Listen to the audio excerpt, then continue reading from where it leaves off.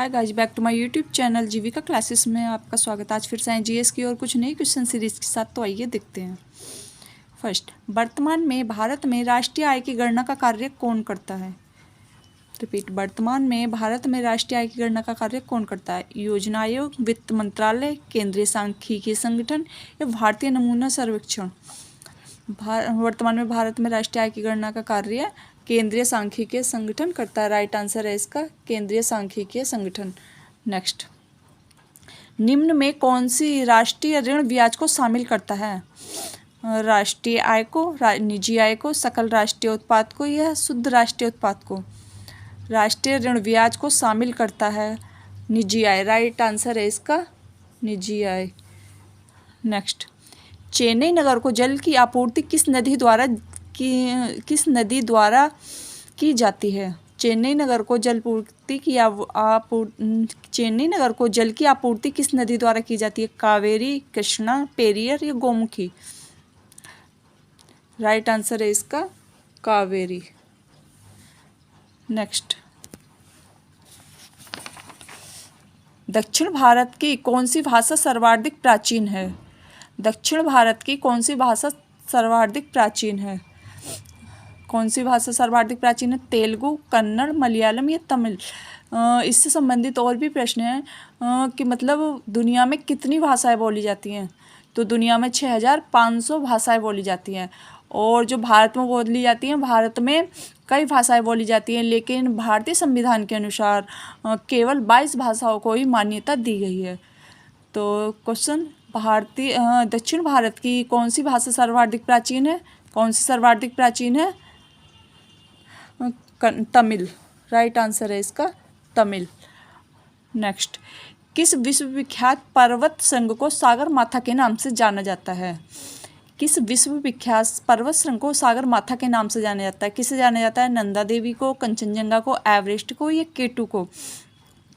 इस क्वेश्चन में से और भी क्वेश्चन देखो इस तरीके से बनते हैं, जैसे विश्वविख्यात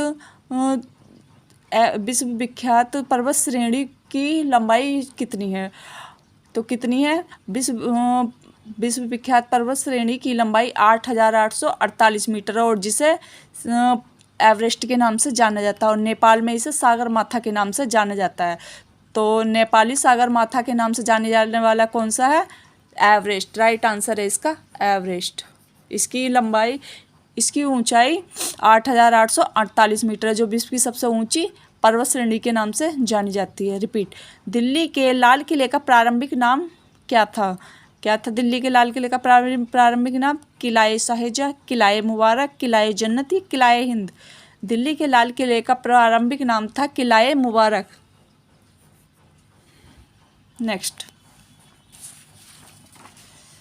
कंद वाली फसलों में मुख्य पोषक तत्व कार्बोहाइड्रेट होता है।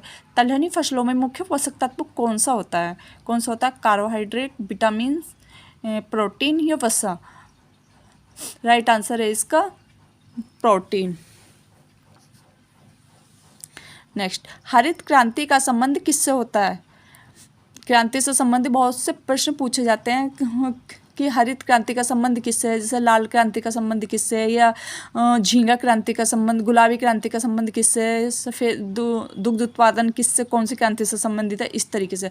तो यहाँ पर जो हरित क्रांति का संबंध पूछा गया है वो है फसल उत्पादन से। और नेक्स्ट क्वेश्चन इससे ये भी बनता है कि हरित क्रांति के प्रवर्तक कौन थे? हरित क्रांति के प्रवर्तक? वो लोग हरित क्रांति के प्रवर्तक माने जाते हैं। लेकिन भारत में हरित क्रांति का श्रेय किसे कहा जाता है? सी सुब्रमण्यम को दिया जाता है। नेक्स्ट, हड़प्पा सभ्यता की मुद्राएं किससे निर्मित की जाती थी? तांबे से, सोने से, मिट्टी से या कांसे से?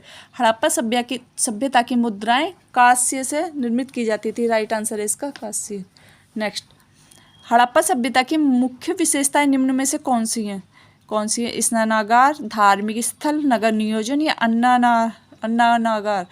हड़प्पा सभ्यता की मुख्य विशेषता निम्न में से है नगर नियोजन। राइट आंसर है इसका नगर नियोजन। नेक्स्ट, निम्न में से कौन सी खरीफ की फसल नहीं है? कौन सी नहीं है खरीफ की फसल? धान, मक्का, मसूर या मूंगफली? मसूर खरीफ की फसल नहीं है, राइट आंसर है इसका मसूर।